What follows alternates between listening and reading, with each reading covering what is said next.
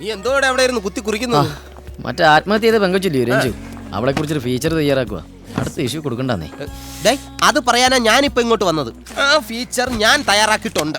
നീ എങ്ങനെയെങ്കിലും മുകുന്ദനളിയനോട് പറഞ്ഞ് ഇത് നമ്മുടെ കേരള ടുഡേയിൽ ഒന്ന് ഇടിവിച്ച് തരണം. എന്നതിനാ? അത് കൂട്ടിക്കാനാണോ? നിനക്കൊക്കെ ഉള്ളടാ എന്നൊരു പുച്ഛം. എക്സ്ക്യൂസ് മീ, ഈ തീപ്പന്തലിൽ പൂവാല ശല്യം എഴുതിയ ഒരു മിനിറ്റ്. ഉദ്ദേശിച്ച ആള് ഞാൻ തന്നെയാണ്. തകർത്തോളൂ. തീപ്പന്തലിന്റെ ഫാൻസാ. ഇപ്പൊ വരാം. എക്സ്ക്യൂസ് മീ, ഈ ലക്കത്തിന്റെ തുടർച്ച അടുത്ത ലക്കത്തിലും വരുന്നുണ്ട്. അതും കൂടി ഇന്നിങ്ങ് തന്നാൽ വെറുതെ എന്നെ അന്വേഷിച്ച് ബുദ്ധിമുട്ടണ്ട. അതപ്പ തരാം. ഞാൻ എവിടെയാ ഇരുന്നേ? ഇവിടെ ചെറിയൊരു തലയിറക്കം. അപ്പൊ നമ്മൾ എവിടെ പറഞ്ഞു നിർത്തി? പറയാതെ തന്നെ കിട്ടിയല്ലോ. നീ അത് നിർത്തിയിട്ട് എന്റെ ഫീച്ചർ വായര്. കഴിഞ്ഞ തവണ വായിച്ചതിന്റെ ക്ഷീണം തീർന്നിട്ടില്ല. വെള്ളരിപ്പാറയിൽ നോരം പരപരാന്ന് പെലർന്നു. ഇതെന്നതാ അത്? പെലർന്നോ? നേരം പെലർന്നേനെ പിന്നെ ഇരുട്ടി എന്ന് പറയൂ. പുലർന്നു പറ. അത് നിങ്ങളുടെ അവിടെ. ഞങ്ങളുടെ അവിടെയൊക്കെ നേരം പരപരാന്ന് പെലർന്ന് അങ്ങനെയാ പറയാറ്. എന്തായാലും വെളുത്തല്ലോ. ഇങ്ങനെയാണോ ഫീച്ചർ? ഞാൻ എഴുതിക്കോളാം. കൈവിടെ. നീ വെറുതെ വേണ്ടാന്ന് ഞാൻ എഴുതും. വേണ്ട വേണ്ടെന്ന് പറഞ്ഞാലും കേൾക്കില്ലല്ലേ. നീ എഴുത്.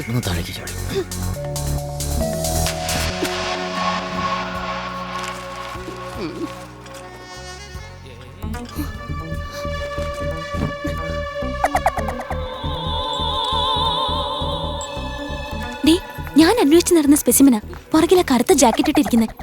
നോക്ക്, പ്രൊഫസർ ഇന്നലെ നമ്മളോട് പറഞ്ഞില്ലേ ഒരു പ്രിമച്ചർ സൂയിസൈഡൽ ടെൻഡൻസിയെ കുറിച്ച്? അതാ അയാളെ ബാധിച്ചിരിക്കുന്നത്. കണ്ടോ, ആത്മഹത്യ പ്രവണതയാ. ആത്മഹത്യക്കുറിപ്പായി തയ്യാറാക്കിയിരിക്കുന്നത്. അവൾ എന്നെ വിട്ട് പെയ്യൂട്ടല്ലോ പോയല്ലെന്ന വാക്ക് തെറ്റി എഴുതിയതാ. ആത്മഹത്യ ചെയ്യാൻ തീരുമാനിച്ചു കഴിഞ്ഞാൽ ഉച്ചാരണ കൈയക്ഷരമൊക്കെ ഇതുപോലെ വൃത്തികേടായി പോകും. എന്നാണേലും അവൾ ആത്മഹത്യ ചെയ്ത പറയലോട്ട് ഞാനാ പറയുന്നത്. നീ ഇനി പോകരുതെന്നു. എന്നാ ചെയ്യേണ്ടെന്ന് എനിക്കറിയാം. എന്നാ പോടാ, നീ പോയി ചാക്.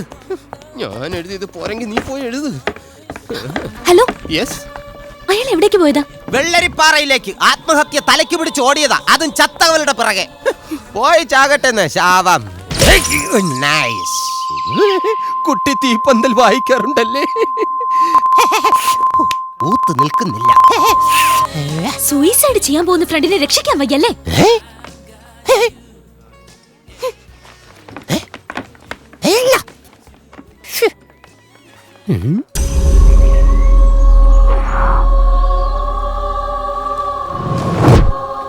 ഈ പാറക്കെട്ടിന്ന് ചാടിയാണ് ആ രഞ്ജു ആത്മഹത്യ ചെയ്തേക്കുന്നത്. ഇത് കണ്ട ആർക്കാ ആത്മഹത്യ ചെയ്യാൻ തോന്നാത്ത? ആത്മഹത്യ ചെയ്യാനും വേണം ഒരു യോഗം. എൻ്റെ കർത്താവേ, ആ രഞ്ജുവിൻ്റെ ആത്മാവെങ്ങാനും ഇവിടെ അലഞ്ഞു തിരിഞ്ഞ് നടക്കുന്നുണ്ടാവോ? രഞ്ജു! രഞ്ജു! രഞ്ജു! രഞ്ജു! രഞ്ജു!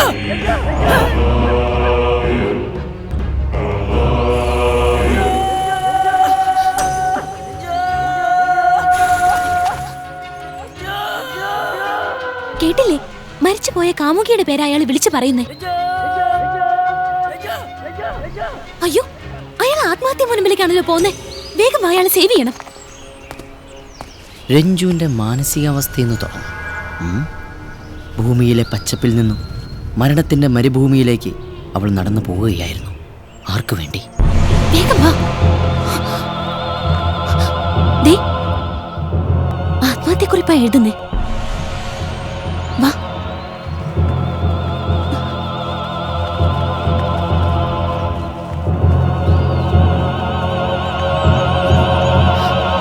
ഹലോ. അയ്യോ രഞ്ജു. അയ്യോ കൊക്ക. സ്നേഹിത, ആത്മഹത്യ ഒന്നിനും ഒരു പരിഹാരമല്ല. എന്താ? ഞങ്ങൾ സൈക്കോളജി റിസർച്ച് ചെയ്യുന്നവരാ. അതുകൊണ്ട് നിങ്ങളുടെ മനസ്സ് ആകെ അസ്വസ്ഥമാണ്. വളരെ ശാസ്ത്രീയമായ രീതിയിൽ ഞങ്ങൾ നിങ്ങളെ രക്ഷിക്കാം. കൗൺസിലിംഗ് നടത്താം. അയ്യേ, ഇത് വട്ട് തന്നെ. തിരിച്ചു പോ വിശ്വാസികളെ. എറിഞ്ഞ് കണ്ണുപൊട്ടിക്ക് ഞാൻ. കണ്ടോ, വിഷമം കൊണ്ട് മാനസിക നില തെറ്റി. സ്കിസോഫ്രീനിയയുടെ നെക്സ്റ്റ് സ്റ്റേജ് ആയത്. എന്തോ രഹസ്യം പറയണേ. എന്റെ സ്വഭാവം അറിയണല്ലോ, എല്ലാത്തിനും ഞാൻ കൊക്കലറി.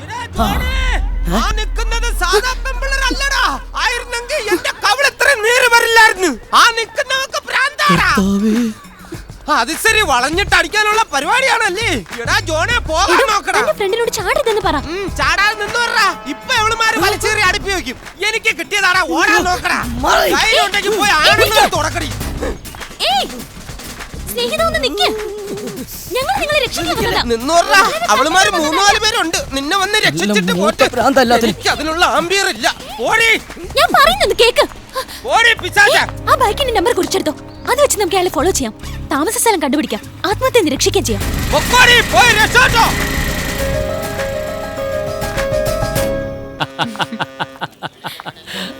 എന്റെ അമ്മേ, എനിക്ക് ചിരിക്കാൻ വയ്യ. ഓ, ആ പെണ്ണിന് മുഴുത്ത വട്ടാണെന്നാണ് ജോണിന്റെ ബലമായ സംശയം. അല്ല, വട്ട് തന്നെയാ. അയ്യോ പാവം, നമ്മുടെ ജോൺ ആകെ കുടുങ്ങിപ്പോയി. അവനിപ്പോ ആത്മഹത്യ ചെയ്യാൻ നടക്കുക. ഓ, പാവൻ ജോണിന്റെ കാര്യം. வாங்க வாங்க வாங்கம்மா வாங்க சார். உங்க கையை பார்த்த முகம் பார்த்து லட்சணம் പറയൂ. என் தர்த்த போய் சொல்லாது. മുന്തേട്ടാ, ഒന്നിങ്ങി വന്നേ. ഇങ്ങോട്ട് വന്നേ. എവിടേക്ക്? അയ്യേ, ഇവിടെ വച്ചോ. ഇത്ര ആൾക്കാർ നോക്കി നിൽക്കില്ല കൃഷ്ണേന്ദു. വേണ്ടത് അതൊന്നും ഇങ്ങോട്ട്. എന്താ? என் தர்த்த போய் சொல்லாது. என்னம்மா? ഇദ്ദേഹത്തിന്റെ മുഖം നോക്കി ഒന്ന് ലക്ഷണം പറയണം. உட்காருங்க உட்காரு. ഓഹോ, അപ്പൊ ഇതിനായിരുന്നോ? നിനക്ക് വേറെ ജോലിയൊന്നുമില്ലേ? ഇതെല്ലാം വെറും തട്ടിപ്പാ. ഇയാളും ഈ തത്തയും കൂടുതൽ അഡ്ജസ്റ്റ്മെന്റ് അല്ലേ ഇതൊക്കെ? സാറിന്റെ പേച്ച് നല്ല പേച്ച്, ലേഡീസ് വീണ് പോണ പേച്ച്. കണ്ടോ കണ്ടോ, ലക്ഷണം പിടിയിട്ടതുണ്ടോ? ഇരുന്നേ അങ്ങോട്ട്. ഉള്ളിലുള്ളതെല്ലാം പറഞ്ഞോളൂ സ്വാമി. ദക്ഷിണ വെക്കണം സാർ, കഞ്ചി കുടിക്കണം. നിനക്ക് വേറെ പണിയൊന്നുമില്ലേ? കൊടുക്ക.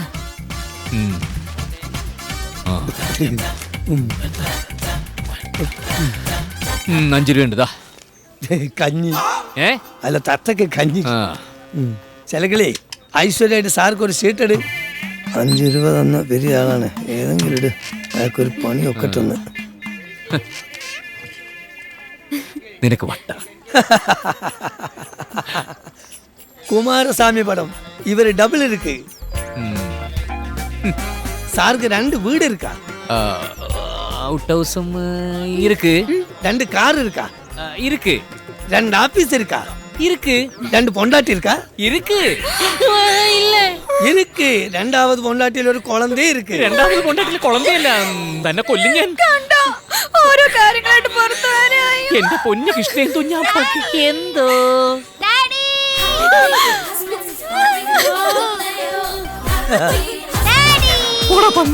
കൃഷ്ണേന്ദു, സത്യമായിട്ടും എന്റെ ഓർമ്മയിൽ ഞാൻ എന്താ മോനെ ഇങ്ങനെ ഓടുന്നേ?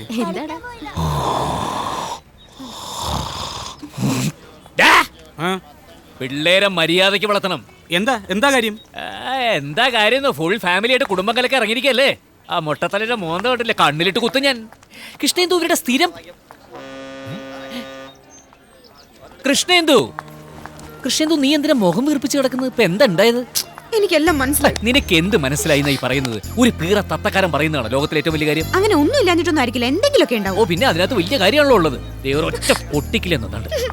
അതെ, വെറുതെ മോങ്ങണ്ട ആൾക്കാർ. അതെ, രാഹുലും ശ്രേയൊക്കെ വരുന്നുണ്ട്. വെറുതെ ഒരു സീൻ ഉണ്ടാക്കാതെ. കൃഷ്ണേന്ദു വേണ്ട. ഏയ് വാ. എന്തു പറ്റി? എന്താ മുഖം വല്ലാണ്ടിരിക്കുന്നേ? എന്താ പോയി? ഏയ് ഒന്നുമില്ലെന്നേ. ഏതൊരു വിവരം കെട്ട തത്തക്കാരൻ എന്തോ പറഞ്ഞു. അയാൾ ചോദിച്ചെനക്ക് അറിയാതെ ഞാൻ തലയാട്ടുകയും ചെയ്തു. അപ്പൊ തുടങ്ങിയതാ. മൂന്നേട്ടന്റെ കുഴപ്പം എന്താണെന്നറിയോ? നല്ലൊരു കൂട്ടില്ല. രാഹുലിനെ പോലെ ഒരാൾ ഫ്രണ്ടായിട്ടുണ്ടായിരുന്നെങ്കിൽ നല്ല കാര്യങ്ങൾ ഉപദേശിച്ചു കൊടുത്ത് നല്ല വഴിക്ക് നടത്തി. ഓഫീസിലെ ടെൻഷൻ കാരണം മുകുന്ദേട്ടനെ മനസ്സ് മുരടിക്കുന്നത്. ഏതായാലും കുറച്ചുനാൾ രാഹുൽ ഇവിടെ ഉണ്ടല്ലോ. ഇടയ്ക്ക് രാഹുലിന്റെ ഓഫീസിലോട്ടൊക്കെ ഒന്ന് ചെല്ലണം മുകുന്ദേട്ട. ബായിയെ നേർവഴിക്ക് കൊണ്ടുവരുന്ന കാര്യം ഞാൻ ഏറ്റു. എന്റെ കൂടെ പുള്ളിക്കാരനെ വിടുന്ന കാര്യം കൃഷ്ണേന്ദു ഏറ്റാ മതി. നീ ഒന്നിങ്ങ് വന്നേ. എടി, നീ എന്തറിഞ്ഞിട്ടായി പറയുന്നത്? എടി, ആ രാഹുൽ വേണ്ട, എനിക്കൊന്നും കേക്കണ്ട. ദേ, എന്റെ ഈ താരി തൊട്ട് ഞാൻ പറയാ, രാഹുൽ പറയുന്ന കാര്യങ്ങളൊക്കെ അനുസരിക്കണം.